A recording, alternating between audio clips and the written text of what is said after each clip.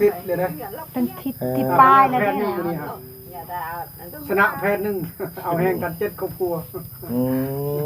โอ้กระดอกกระเดี่ยนี่เนาะ5 เฮกตาร์เว้นน้อย 5 เฮกตาร์จะเข้า6 เฮกตาร์พุ่นแล้ว 6 เฮกตาร์ ต้องเคยก็2 เฮกตาร์ครึ่ง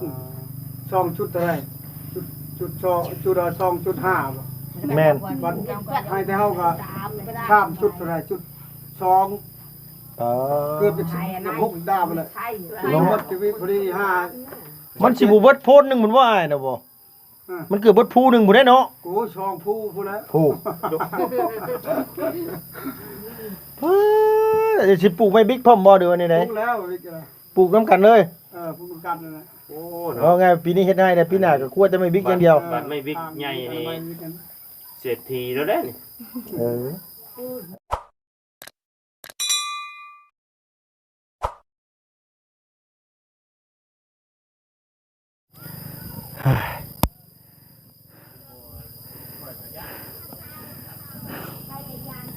เมื่อยพี่น้องเอ้ยโอ้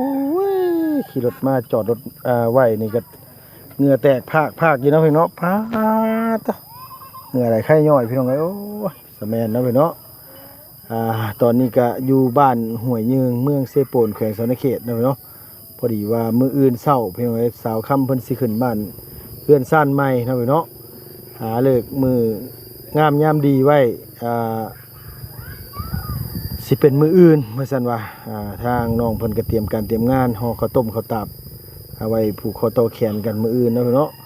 ทางลุงก็โอ้อยากสดอยากซอยน้องอยู่เนี่ยกินกันล่ะพี่น้องเอ้ยเรื่องน้ำในใส่ซอยเฮาเนี่ยเนาะพี่เนาะแต่ว่าทางนี้ทางนั้นก็คือลุงก็คือพี่คือน้องฮู้หั่นแหละเนาะเฮาก็กำลังกระเสือกกระสนอยู่ตอนนี้พี่น้องเอ้ย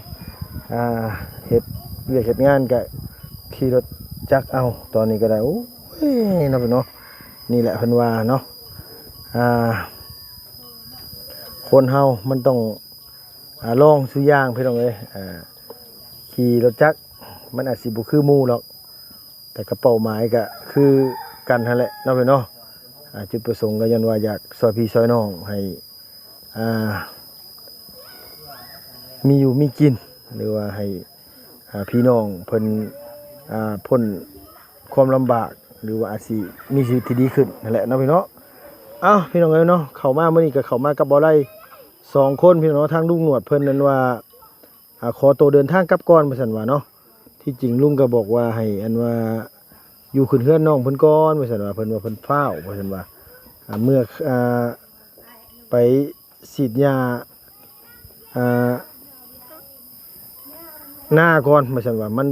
ขึ้นงำเข้างำน้ำเบิดแล้วว่าซั่นว่าเนาะพี่เนาะลุงก็เลยบ่เป็นหยังกันน่ะว่ามีแต่ว่าให้เพิ่นกลับก่อนแล้วเพิ่นก็ลงไปแล้วพี่น้องเอ้ยมีแต่ว่าลุงอยู่กับบ่ไร่เนาะพี่เนาะก็เลยเข้ามาบ้านหัวยิงฮ้อนอีหลีดอกพี่น้องเอ้ย 2-3 มื้อที่ผ่านมานี่สุดเลยไปไสบ่เป็นอากาศอบอ้าวอีหลีดอกเนาะพี่เนาะพอมื้ออื่นเช้าเพิ่นก็สิขึ้นเฮือนขึ้นศาลหามื้อจบมื้องามหามื้อดีไว้เป็นที่เรียบร้อยเนาะพี่เนาะเป็นมื้ออื่นเช้า วันจันทร์ที่8พี่น้องเอ้ยมื้ออื่นบ่แม่นเด้เนาะพี่น้องมื้อนี้วันที่8มื้ออื่นวันที่9แม่นละเป็นวันจันทร์ที่9เดือน7นะพี่น้องเดือน7เดือน6หรือเดือนนี้วะลุงก็บ่ได้มื้อได้ยามฮ้อนแดดฮ้อนหน้าหลายจำยังบ่ได้เลยเนาะพี่เนาะโดยจังได๋ลุงก็ต้องกราบสบายดีและสวัสดีปึ๊ดสุขุสุคนพ่อแม่พี่น้องระหว่างในและก็ต่างประเทศเนาะพี่เนาะกับทักทายสบายดี FC บ่ซื้อหมู่ซื้อบอลพี่น้องเอ้ยพอดีว่าทางน้องๆหลานๆเพิ่นมาชุมนุมกันห่อข้าวต้มข้าวตาบเนาะพี่เนาะมาไว้ขึ้นเฮือนขึ้นศาลมื้ออื่นกำลังจุฟืนจุไฟอยู่บุหั่นพี่น้องเอ้ยลุงก็บ่ได้อยู่ว่าสิซื้อหยังเข้ามาเนาะพี่เนาะโอ้ซื้อขนมเข้ามา3อย่างเนาะพี่เนาะไว้ให้น้องเพิ่นใส่อันว่าผ้าเข่ามืออื่นเตรียมไว้ขึ้นเครื่องขึ้นชานใหม่แล้วก็นุ่มน้ำแน่พี่น้อยเล็กๆหน่อยๆเนาะพี่เนาะ3อย่าง4อย่างพอได้เหมือนเอากันเรื่องนี้กินได้อยู่อยากได้กินลุงก็สิสดซอยน้องจังใดเฮาก็บ่มีคือกันเนาะเฮ็ดขึ้นแบบง่ายๆเฮ็ดขึ้นแบบสบายๆพี่น้องเอ้ย อยู่นี่ก็มันอยู่ที่ความสบายใจอยู่ที่ปัจจัยเนาะถ้าเฮาบ่มีแล้วเฮ็ดใหญ่เฮ็ดแล้วมันอันว่าเป็นหนี้เป็นสินมันลำบากก็ต้องหาเงินใช้หนี้ใช้สินคือเก่าขึ้นแบบง่ายๆเลยเนาะพี่เนาะมันจังสบายเนาะพี่เนาะ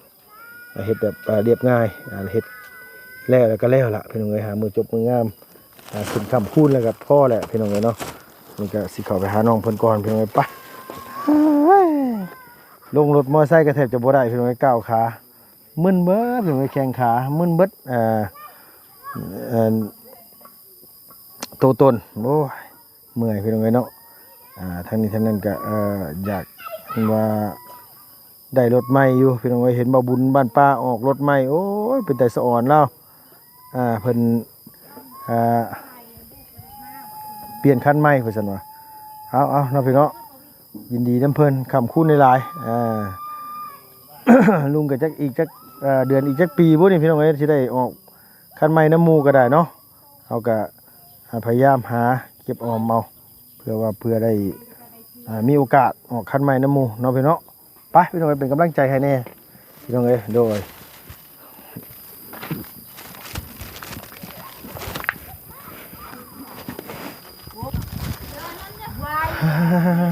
พี่น้องเอ้ยฮ้อนอบอ้าวไปใส่มาใส่ก็บ่สะดวกสบายโอ้ยสิมันฮ้อนคักฮ้อนแน่บ่ไหวเด้อแบบนี้นะพุ่นอันนั้นก็พากันหุ้มลุ้มเบิ่งหยังกันแหละนั่นน่ะโดยเอาสบายดีเด้อโดยแม่นหยังเบิ่งให้หยังผู้น้อยๆน่ะบ่คนรอ มาเตเวทแต่เอ้ยมื้อนี้บ่แม่ไผโอ้เป็นน้ำเขาให้เป็นนั่งได้แล้วบ่ล่ะยังหลายบ่เอายังเอาแห้งเข้าอยู่ไปเอาแห้งเขาเจ้าหมายความว่ามันหลายเอ็กตาเติบโตนี่ล่ะจักเอ็กตาทั้งหมดน่ะ5เอ็กตาฮู้ว่าซ้ำและบ้านหมู่บ้านนี่เพิ่นบ่ได้เฮ็ดหัวบ่ใครอยู่มันอยู่ผู้บ่อ๋อไปอยู่เขตลันฮ้อผู้นางหมายความว่าเข้าไปเลือกเติบโตบ้านจากบ้านนั้นก็ไปก็ได้บ่บ้านห้วยแจงมันบ่น้องบ้านสะแกงเนาะไปทางบ้านมังคูนโดยฮู้แล้วมันเข้าบ้านมังคูนก็มีชุดบ้านเดียวหั่นโดยข้ามห้วยไปแล้วก็ข้ามห้องกันว่าหัวไม่น้อยหั่นก่อนสิเข้าบ้านกับเจ้าฮะโดยแม่นบ่นางแม่นบ่ลุงเคยไปเพิ่นเอ้ยเนาะ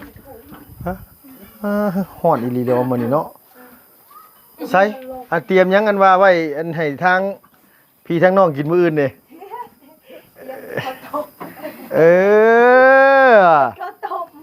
อันนี้ต้องแช่ไว้ก่อนมันบ่น้องโดยอ๋อแช่มันเป็นแล้วเขาจังอันว่าต้มแม่นบ่โดยต้มประมาณ4 โมง4 โมงจังต้มเนาะพากันห่อแต่หึงนะบ่นี่น่ะตอน11 โมงช่วง11 โมงหั่น11 โมงแบบโดยเพราะว่ายัง11 โมงเลยเดี๋ยวนี้ก็3 โมงแรงบ่นี่น่ะอ๋อ7 โมงบ้านเจ้าติบ่ไรเอ้ยข่อยบอกไปเลยบ่ได้เนาะมื้อนี้เนาะมันร้อนดีรอเด้อากาศมันพลึกดีรอพี่น้องเอ้ยใช้ไปตู้ไปทางไหนซะอันคำไปซ่อนห้อยไปตู้ไปซ่อนห้อยถ่ายบ่ได้อยู่ในเซาเด้เนาะวันอาทิตย์เพิ่นบ่ได้อยู่บ่เอาวันอาทิตย์มันเกี่ยวหยังเพิ่นบ่ได้ถือศาสนาคริสเตียนไปก็ไปมันบอกไปหาทางนอกนั่นเพิ่นมาเพิ่นวันอาทิตย์น่ะพักเพิ่นถ้าก็เขาถือศาสนาเยซูเจ้าได้ค่ะศาสนาพุทธบ่ศาสนาผีผีหรือพุทธน้องผีพุทธแน่นะว่าง่ายร่วมกันนะนี่นะพุทธก็ได้ผีก็ได้เนาะเอาเวลายามใส่บาตรก็ใส่เวลายามย่ำผีก็จ้ำว่าง่ายซะโดยมายังนี่ดูเอามาให้น้องเพิ่นแล้วพอได้เห็นว่าใส่ผ้าเข้ามื้ออื่นใส่ผ้านี่พอได้เห็นว่าอันนี้พี่น้องเอ้ยในใจจริงก็อยากซื้อไก่เพิ่นได้มาให้แต่ว่าเงินบ่มี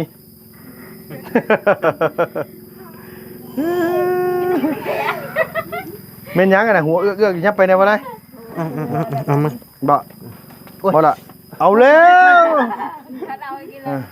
เจ้าว่าเข้าก็เจ้าว่าเฮ็ดต้มข้าวต้มบ่แล้วมาจักบ่โอ้ย ชื่อเรียกไอ้เงี้ย เมื่อยบ่นางไปซักข้าวให้พุ่นก็เมื่อยกันบ่น้อง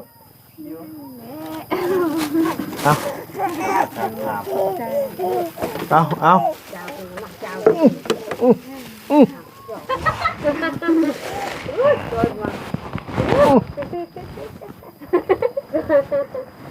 ใส่เฮ็ดได้ไดละเฮ้ยทั้งพี่แม่พ่อกันจะคนข้าวต้มนะเฮ็ดกันจะคนข้าวต้มอ่ะ หลายคน 1 2 3เฮ็ดเป็นบ่ว่านี่ก็อีหลาก็เป็นบ่ลูกเป็นคือกัน หน้าเป็น หอย เขา ใหญ่ก็เป็น จะเป็น เอ้าอย่าบอกได้ว่าย่านกันนี่เมื่อกี้นี่กันอุ้มเจ้าได้บ่ เราตกใจอ่ะ ผู้ใดคือสีอุ่นๆใช่ป่ะเนาะอุ่น อุ่นนี่ยังคือ ฮอด ก็กินตัว ๆโอ้ว้ายน่าก็ได้เนาะโดย แบบแผ่นน้ำมัน ไปอาบน้ำตอนเที่ยงบ่ จังเราก็คือเทียบ เป็นจังได๋ว่าให้สวนนั่นแล้วบ่บ่ได้ง่ายเนาะ ได้ครับชอบคิดเพิ่นสิแล้วแห้งอยู่บ้านเขาพุ่นเลย โอ้คือจะจอยลงอ้ายเป็นจังได๋คือจอยลงแท้ เฮ็ดหานี่เลยเด้ จ่อยเลย โดยเมื่อเฮ็ดให้เอ้า คนหัว กลัวบ่ เฮ้ยแกนบอก ก็ ใน เดี๋ยว ข ว่า มอนอาสมบัติแล้วก็ไอ้สมบัติดักงาดูมันอันนั้นเกินเมา เป็นพยาธิแม่ แล้วเป็นพญาติยังกันน่ะ เราให้ เป็นนี่มาคัก เป็นนี่มันแค่ลังโอ้กินน้ำนี่ระวังนะกินน้ำนี่ยามฝนนี่ต้องตรงน้ำฝนได้กินนี่น้ำห้วยน้ำท่านี่ พาไปเฮ็ดให้อยู่นั่นน่ะอยู่ตอนบ่ายไปห้วยน่ะกินไปที่ โดยว่าง่ายว่ากินน้ำห้วยน้ำห้องนี่เนาะ กินน้ำสะอาด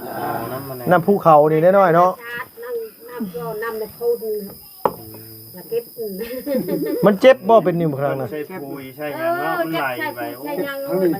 ลง เคมีทั้งนั้นเลย ใครนี่ล่ะนะ ไอ้สร้างฝากมาถามว่าขึ้นเฮือนน้องค้ำมื้ออื่นนี่เอาหยังให้กินมาซั่นว่าข่อยก็ได้ว่าบ่ก็บ่ไล่แล้วข่อยซื้อพริกกับเกลือว่ะให้บ่ไล่ซื้อเกลือข่อยซื้อพริกว่ะเป็นงัวน้ำมื้อดูงัวบ่ออกอ่ะฮะมื้ออื่นพุ่นแหละกินหยังก็กินนะตำแจ่วตำจุไปได้ก็แล้วเนาะ ให้ข่อยซื้อเกลือ โอ้ยมันบ่มีเนี่ยขึ้นเตาเฮาบ่มีแหล้วเอาตามเฮาบ่มีเนี่ยเนาะอ้ายเนาะ เขาบ่มี เอาขึ้นเอามือแบบง่ายๆนั่นแหละมันก็เฮ็ดได้มันได้ซ้ำนี่ก็ถือว่าดีเลยละสุดละถือว่านี่แหละเสียดใหญ่เฮ็ดโตมันก็พี่น้องเอ้ยมันบ่มีหยังก็มันสิเป็นทุกข์เฮาซื่อๆนะ เงินเดือนออกแล้วมาเยี่ยมบ้านบ่ ใครน่ะ นี่ โอ้มาเลี้ยงไหมเฮ้ย เลี้ยง บ่ได้พ่อแต่เฮิงนั่นนี่น่ะนี่เข้าไปเฮ็ดการเฮ็ดงานนี่โอ้โดยสวัสดี ปกติคน เดี๋ยวมานั่งพี่ให้กล้องเห็นเนี่ยฮะ มาต้อนนะ โดยโอ้จังว่าแท้โดยเอาสวัสดีด้วยนังเด้อพี่น้องเอ้ยเป็นยังไงไปเหตุการณ์เหตุงานล่ะเป็นยังไงเศร้าแล้วหรือว่าไหน เช้าแล้ว เ ได้แล้ว มื่อยแล้วพอละ เขาก็ได้เชื่อยำจุ่มไก่ แล้วมื้อไหนสิไปไหมบัดนี้ขึ้นเฮือนขึ้นศาลแล้วขึ้นสักค่ำแล้วสิไปบ่บัดนี้ไปใช้ลงสวรรค์ น้องยังมุก บ่ครับตัวได้ฮะ ยังทันได้ไป ยังบ่ทันไป ด้วย นำเขาให้แล้วกันเนาะ น้ำบ้านในเมืองเฮือนชานก็มีแต่ไปนี่เป็นเฮือนห้างก็ได้ บ่ไปตู้ก็นอนนี่เป็นแม่บ่นี่นะเฮ็ดไว้ให้หลานน้อยนอน เพื่อเป็นตู้แล้วคิดจิกไปนอนญี่ปุ่นก็มี โอ้ยก็ให้อีนางน้อยเด้อนอนนางเนาะ เราไม่นอนเลย นอนได้บ่นี่ บ่ ฝนตกเป็นไงฝนตกหัวจะหัวอยู่บ่ บ่ บ่หัวรอดใช่พี่น้องเอ้ยเนาะเป็นหายที่เปิดบ่ทางปากก็เลยติดปากที่ดูไม่ได้สลัดได้ ไปนำได้จังมือได้เขาให้จ้ะ เอาบ่เห็นนอนแต่บ่ไร คิดเลยนะ เป็นทิศป้ายแล้ว แพทย์ เนี่ นึง ย ตัวนี้ครับ อย่าได้เอา ชนะแพทย์นึงเอาแห้งกัน7ครอบครัว อืม โอ้กระดกกระดี่ดิเนาะ5เฮกตาร์เงินน้อย 5เฮกตาร์จะเข้า6ตาร์พุ่นแล้ว 6 เฮกตาร์ ต้องเคยก็2เฮกตาร์ครึ่ง2จุดเท่าไหร่จุด2จุด2.5บ่ แม่น วันให้แต่เฮาก็ข้ามจุดเท่าไหร่จุด2เกิดเป็น6ตาร์ไปเลยลงหมดชีวิตพอดี มันสิบ่เบิดโพนหนึงมันว่าอ้ายน่ะบ่มันเกิดเบิดภูหนึงบ่ได้เนาะ กูช่องผู้ผู้แล้ว ภูเดี๋ยวสิปลูกไม้บิ๊กพร้อมบ่เดี๋ยวนี้ไหน ปลูกแล้ววิกอะไร ปลูกนํกันเลย ปลูกกันนั่นแหละ โอ้ เอา เนาะ ไงปีนี้เฮ็ดให้แต่ปีหน้าก็ควรจะไม่บิ๊กอย่างเดียว บัดไม่บิ๊กใหญ่นี่เศรษฐีแล้วเด้นี่ คันของเฮามันก็เศรษฐีเด้แต่ของเวียดของจีนนะมันก็ เอาก็ขายให้เวียด แม่นอยู่ได้อยู่แต่มันก็บ่หลายนะ เฮ็ดแบบ2+3นะเฮ็ดน้ำจีนมันก็น้องให้เบี้ยแล้วก็ปุ้ยเขาเอาให้งาน อืม คือในนี่ก็ นี่แหละ ของจีนบ่นี่ก็ แม่นแต่เฮ็ดน้ำคนลาวเฮา โดย มันก็เอาเบี้ยมาจากกินกันมันได้แบบกินกัน2+3กัน โดยแต่ว่าพุ่นแล้วเวลาเฮาตัดพุ่นว่าเนี่ยเวลาเฮาสิกำจัดตอมันผู้อุ้ยสุดยอดไม้พวกนี้นี่ นั่นแหละถูกเวลานั้นแหละถูก โดยตอมันนี่มันตัดบ่ตายพี่น้องเอ้ยไม้นี่น่ะไม้ยูคาเนี่ยยอมรับเลยแบบว่าอ่า จ้างเขาเจ้ากลต่อตัวเซนเขาเจ้าก็เฮ็ดได้ว่าอะไรมันกลยากอะไรเนี่ยกลยากหรือมือหนึงไล่พอๆ3ต่อว่าคันเฮาถมบ่ดีก็มันก็งอกขึ้นมาใหม่หากมันน่ะแม้แต่หากก็ยังเกิดนะ กดอ้อยนะกดอ้อย มันค่อนข้างสิรุนแรง เอาแต่ดำมันนี่เฮาไปเสียบไว้ก็ยังติด หน่อย พระไอ้ จะนอนทีลุงจะเลย ยบน้ำมาแต่เฮามา เป็นยังไงบ่สบายบ่นั่นน่ะ บ่สบายเป็นไข่มากไหม้มันออกตุ่มลาย เน็บ เป็นตุ่มชา กับระวังตัวที่ว่าไปว่าอันนี้แหละอันว่ายุงอะไรยามนี่น่ะอันตรายไปหาหมอได้บ่ คลอดเลยเด้ บ่มีแต่เป้า พาหลานไปหาหมออยู่บ่ เป่า โอ้บางทีเป็นไข้เลือดออกไปเป่าก็บ่ได้หายได้อ่ะเป็นไข้เลือดออกไม่ต้องไปหาหมออย่างเดียวค่ะไข้เลือดออกนะ เป่าเข้าไปดิ หน่อย นั่นเอเดียวเอเดียว ป้าป้าบนอะไรมาว่ายิงว่า ยันแต่เป็นไข้เลือดออกนะครับบ่เป็นไข้เลือดออกก็บ่เป็นหยัง ก็ก็นั้น สามเสาจักมื้อได้สิลงไปสวรรค์เนาะได้คิดอยู่บ่ คอยสิแล้วให้ เพิ่นสิได้ให้ แม่นเสียยาให้ เสียให้เป็นบ่นางตัวกะ เคยเห็น พี่น้องเอ้ยเนาะเพื่อสิได้กินนี่เสียจักเทื่อนะ สองสามเป่า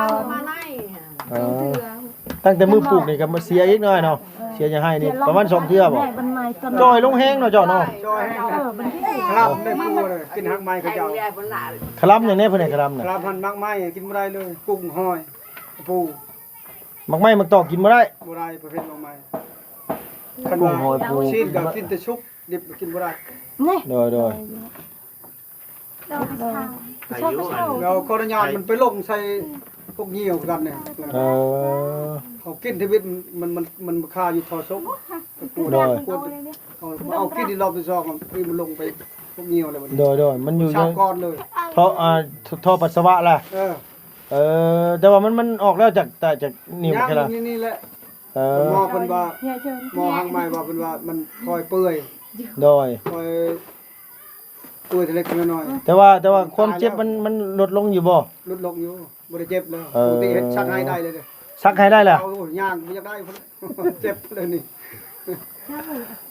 เพราะว่ามันกินน้ำบ่ค่อยดีนี่แหละน้ำบ่สะอาดแล้วมันก็ เพิ่นเวลาเพิ่นไปซักให้อะเพิ่นก็จื้อแล้วว่าหมองเนี่ยเพิ่นซักแล้วบ่ได้เอา เอ้าสร้างง้อแท้อันนี้ เอาไม้มาปัก แม่ว่าซักมื้อนี้แหละก็ปักเลี้ยงไว้แม่นบ่นะ โดย มื้อหน้าได้ไปต่อแม่นบ่นะเออ แต่เพิ่นเฮ็ด อันนี้สบายบ่ได้ปักไว้ เป็นแถวคักอันนี้ ชั นะ กเอาแห้งกันแล้วบ่ได้ปักไว้ โดย เพื่อสิฮอบเฮาพระอันนั้นเข้ามันปงออกแล้ว เออ มันออกแล้วเพื่อสิฮอบเฮาบ่ได้ปักอีกบ่ได้อันชักบ่เดียวเฮาเราต้องได้ปัก แม่หอกคนคือชอบใครได้ชิด เข้าก็มันซ้ำมือที่เนาะมอฮอบเฮาเลยมือที่5ที่6ที่7จังมอฮอบเฮาเลยเข้ามันออกไปแล้ว คือมื้อนี้เนี่ยไปให้เจ้ามื้อหน้าน่ะไปให้เพิ่น วันนี้เฮามาลบมอฮอดีมันออกแล้วเข้าทางนี้ คนมันลายเอาแหงลายคนเดเห็น ม่วนบ่จะว่าคืออยู่ตรงทางเมื่อกี้นี่จักบ่ แม่ก็นั่นเล่นบอกคนลาย ผมว่าสิทายอยู่เด้ออะไรข่อยว่าสิไปทายอยู่แต่ว่าวันที่ข่อยบ่มีแนวแจกเพิ่นข่อยรู้ว่าทายจักเสียวยังแจกเพิ่นก็สิเอาเงินแจกก็บ่มีเงินแจกคันหัวกับพ่อแห้งนี่พี่น้องเอ้ย อ๋อชื่อน้ำเป๊ปซี่เป๊ปซี่ ได้ มาให้เพิ่น ซี่ดันแค่ไปต้อนได้ ไหนว่าเฮาบ่ได้ซื้อกับมาซื้อขนมมาก็ว่าสิมาว่าให้นางคำพี่ก็เลยว่าโอ้ยว่ามื้อหน้าก็สิพ่ออยู่ดอกมั้ง แม่นพ่อเดือยอยู่ดอกเกิดเสียหยัง พอ ให้ เสียยาไทยอีกบัด ไปทั้งพุ่นไปทั้งเมืองน้องทั้งบ้านพุ่นมุกมี่ผู้ส่วนหลายน่ะอ้ายเคยไปบ่ทั้งผู้ทั้งบ้านพุ่นมี่ทั้งพัง ไม่เคยไปเลย โอ้เขาเจ้าเสียยาให้เขาเจ้านี่คักคือกันได้ทั้งนั้นกะโอ้เป็นบางเทื่อเขาเจ้าเอาแห้งกันกับเป็นชาว30คนผู้เขาเจ้าใส่กันเนี่ยว่ามาม่านี่10แก๊สนี่บาทเดียวก็ได้3-4ห่อ ได้ฮะแจกเครื่องนั่นน่ะ โดยแต่ก็มีว่าถึงว่าแต่ว่าสิแม่เพิ่นฝากเงินมาเมื่อคืนนี่ว่าไงเพิ่นให้อันว่าชื่อเครื่องถึงจังซี่ไปแจกแต่ว่าสิพูดแหละขึ้นไปทางสยะไปบ่ บ้านในตองเดืองหั่นบ่ นายแม่นไปเผาตรงเดือง เข้าตองเดือง โดยสิไปสยะทั้งบ่เตียงเพิ่น ได้คุยกันแล้ววันที่20ปลายเดือนนี้แหละ พอดี 20ปลายเดือน ออกแน่ โดยคันเงินบ่ออกก็บ่มีเงินไปแล้วว่าสิว่ายืมไอ้วงหาแต่เงินหาแต่ออกเลยว่าบ่นำกันเลยบ่ได้ทำไม เออ พอได้ใช้สบู่ เงินออก พอได้ซื้อสบู่ ได้ยินได้ชื่อมันชื่อได้ตัวเลขมัน เงินเดือนจังล้าน ว้าวตอนนั้นเขาเบิกให้แม่เขาเด้แล้วมันเบิกประมาณ1,400,000ตอนนั้นนะ ล้านสี่ แม่ในน้องหักได้1,100,000น้องเบิกให้แม่น้องเด้อ เงินเดือนเดือน สองล้านไป เดือน2ล้านสี่ แม่น ย่าเลยย่าไปเฮ็ดอะไรนี่นะบ่แท้เนาะ โอเค เอาแล้วอ่า เมื่อบ่ เมื่อยบ่ เก็บเท่าไปแล้วเบิ่งน้องสิว่าเด้อทางเอาน้องให้บางทีน่ะเบิ่งลูกแล้วน้ำเห็น บางถ้าลูกค้ามาไล่แล้วไปยืดผมเป็นลูกค้าอีกเด้ อ่า ต่อไปหมดเลยเห็นทั่วไปเลย2,000คนนี่นะ บ่ได้เป็นตะนั่งขายนั่นบ่ซั่นนะ เป็นมาว่างๆอ่ะน้องจึงมานั่งขายนะฮันบางทีน่ะไปอยู่ฮานอายได้ใครเกิดพร้อมเลย โดย แม่นเฮ็ดเวียกทั่วไปเลยขนาดเขากินข้าวเองเลยเฮ็ดเวียกบึ้ดทั่วไปเลย กินข้าวเองบ่ น้องกินข้าวเองเลยนะน้องไม่กินข้าวเจ้าแล้ว แบบว่า คืออันว่าเฮาซื้อข้าวเฮาเองเป็นว่านั่น ตอนเช้าจะแม่ไปชก เดี๋ยวนี้เราบ่ได้ไปส่งเด้เฮาแบบเฮาอยู่นำเพิ่นหมู่เด้ค่อยแบบเพิ่นไม่ฮักอันเด้ โดย ถึงเฮาเอาข้าวมาซื้อแล้วเฮาซื้อแต่ของกินเห็น โดย ถึงเฮานึ่งข้าวมาแล้วซื้อของกิน อ่า ซื้อตอนเช้า ขนาดนั้นก็พยอยู่น้ำได้เนาะ เนาะหลายเวียกหลายเนาะ ขนาดกินน้ำขาวอยู่น้ำขาวก็ยังบ่กลุ่มเนาะ แม่น มีตำแหน่งแล้วนี่นะนั่นแหละน้องจึงอยู่บ่ได้ล่ะถ้าแบบถ้ามันคลายแต่เครื่องนะคะอยู่ได้เฮ็ด มีเรียกหลายไปเรียกตอนนั้นอีก เวลาบ่ได้ขายเครื่องก็ให้ไปยืดผมให้ไปซอย แม่ เอาน้องซอยนั่นซอยนี่เนาะ มีเวลาพั เห็ ก นบ่ไอ้เฮาเห็นเฮานั่งนำจอดกำลังว่าเล่นน่ะเฮานั่งวานเห็นอ่ะ ขนาดสมคอยอันได้อยู่เมืองกองบุญเนาะนางจนบ่ได้นั่งบ่ได้เศร้า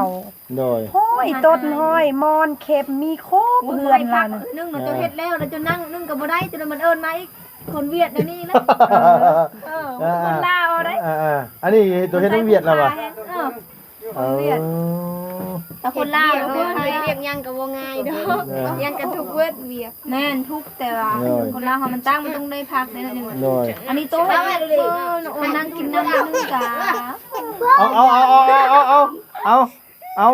ไปยิกดานแล้วมาดิโอ้ยนางยิกดานมาที่นี่ว่าโอ้โอ้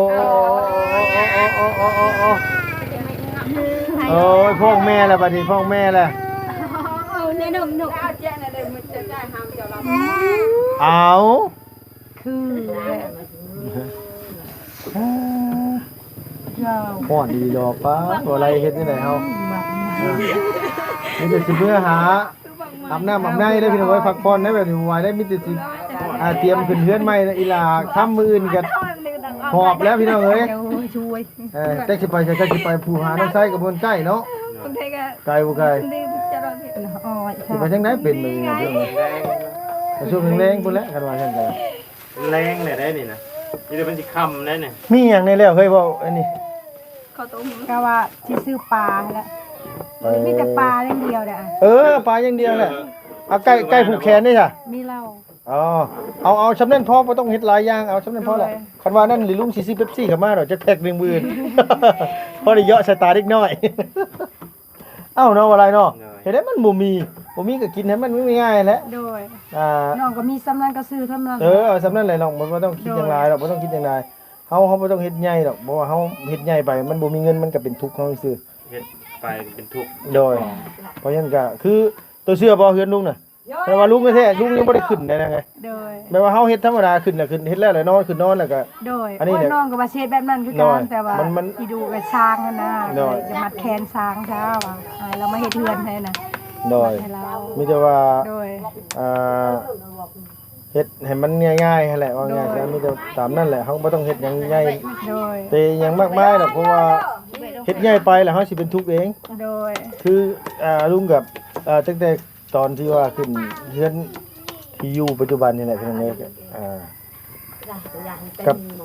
บ่ได้ว่าสิเฮ็ดแบบบัดนี้เด้เอาเฮ็ดเป็นพอวิธีแหละก็ขึ้นอยู่ขึ้นนอนแล้วก็แล้ว มันอยู่ที่ว่าคนอยู่คนอยู่แบบว่าเฮาอยู่แบบ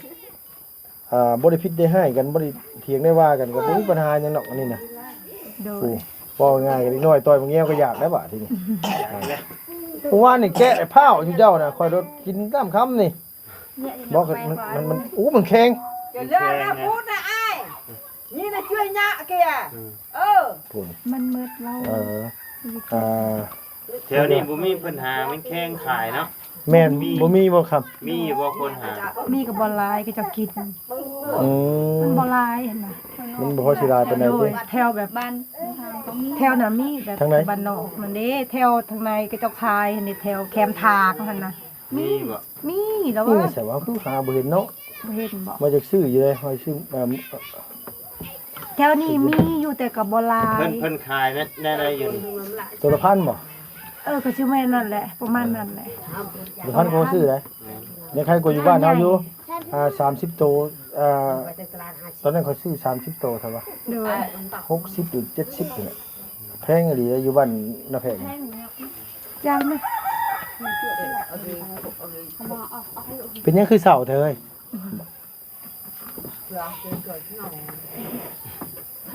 บ่สบายบ่ โบนางน้อยวะ แบบนี้ตั้งแต่มื้อแรกแล้ว แบบนี้เพิ่น เบื่อแบบนี้แหละสาวนาง สไตล์ของเรา สาวนางสอง จะรักชอบ ไปซักเข้าให้นี่เว้าได้เนาะเหงื่อแตกแน่เนาะเอ้ยแต่ลือตนซาดพี่น้องเอ้ย จักว่าบ่ได้ซักใช่มั้ยจักติ ไปนอนเว้นนี่สิได้ไปนอนเว้นในหมู่เบิ่งซื่อๆเด้ นอนอายมูน้องมูเฮ็ดเซลเพิ่นนั่นนอนในเสียง บ่ได้เด้เนาะเฮ้ยเนาะมาเขาก็เบิ่นกินข้าวแรงนำแน่เนาะ เจ้านอนอยู่อายมู บ่ได้เนาะ ตายแล้วเมื่อยเนาะเฮ็ดได้ซะ เขาเบิ่งก็ จะเป็นแล้ว ตัวเองนอนอยู่บ่ เหนื่อยดีใจก็เมื่อย บ่ถามหมู่ว่าหมู่ก็ว่าเมื่อย โอ้บ่เอิ้นคือเจ้า เฮานี่เมื่อยคือสิตายนี่เมื่อยคือสิตายนี่บ่ไหวแล้ว ยอมเลยติ ยอมนะ จักมุงครับมามือน่ะ เนี่ยนั่นได้ข่อยกันข่อยเมื่อย จักโมงประมาณ8โมงนี่แหละ จะเป็นมุงเนาะ โดย ตื่นแต่เช้าแน่เนาะน้องเนาะ โดย แบบมีแห่อ้อมเพื่อนนำบ่ บ่มี บ่มีนะผู้แข่งง่ายๆธรรมดานี่นะ อย่ามาเอาหมอสูตรหมอหยังนำ บ่ชวนได้ทั้งที่เพิ่นบ่ค่อยมีหมอสูตรดอกเนาะน้องเนาะ โดย บ่ค่อยมีบ่มีหมอสูตรมันเป็นคนลาวรูปเมา ยางอ้อม3รอบแล้วก็ โดยโอ้ยจะไปเฮ็ดได้คือผู้ตุเรียนน่ะอันนั้นน่ะผู้ใหญ่เพิ่นหลายเขาเจ้าเฮกันตึมๆๆแล้วจังว่ามื้อนั้นจังว่าเขาจ้างเทพพรชัยมาบ่จักบ่คือผู้ตุเรียนบ่ บ่ขนาดนั้นเต้นมาเชื่อ เอาเต้นมาซื้อบ่โอ้ยซำนี้เขาก็นั่งได้ตารางตะลีนี่ไปนั่งไปผู้ใบหวดลายบ่ลายว่าปูสิยากบ่ใช่โดย นี่ก็ได้แล้วดูแล้วนี่ก็ เรียบง่าย อยู่ไปสุคนบ่ปืนนี่โดยอย่าบอกเด้ออย่าว่ามื้ออื่นนี่พากันพ่ออันว่าหยังนะอันน้ำชาเวียด น้ำชาเบียด เมาอีกแล้วหน้าแดงอีกแล้วเนาะ โอเคสักคำโอเคได้เสนอเดี๋ยวลุงออกไปก่อนเอาสบายดีเด้อน้องเด้อวันสุขคนมาก่อนไปมายืมเงินในอันคารรถน้ำมันรถเด้อ เอาพี่น้องเอ้ยอันว่าพอดีซื้อขนมเข้ามาให้ทางน้องคำเพิ่นมื้ออื่นก็สิอันว่าสิซื้อเป๊ปซี่มาอยู่ดอกน้องพี่เนาะซอยน้องเพิ่นจักแพ็ค2แพ็คลุงก็บ่มีคือกันพี่น้องเอ้ยเฮาก็ลำบากคือกันซอยอันว่าน้องทำที่เฮาซอยได้นะพี่เนาะได้เฮือนได้ซ่านอยู่นี่ก็ถือว่าโอเคแล้วล่ะดีแล้วล่ะเนาะก็เป็นสิ่งที่ดีแล้วพี่น้องเอ้ยอันนี้ก็ฝากพี่ฝากน้องเนาะถือว่าได้ปานนี้แล้วก็ถือว่าโอ้ยขอบคุณขอบคุณใจเลยแหละพี่น้องเอ้ยสำนี้ก็ถือว่าย่อมือท่วมหัวทั้งอ้ายเพิ่นละเพิ่นก็สดซอยมาหลายหม่องหลายคนเนาะ เอ้าสำหรับคลิปนี้ลุงกับมีแต่ว่าขอตัวเดินทางของไปก่อนพี่น้องเนาะขอบคุณในไลน์อยู่ดีมีให้พี่น้องเย็บๆจนลำๆด้วยสุขภาพแข็งแรงไปแล้วบ๊ายบายสบายดีเด้อพี่น้อง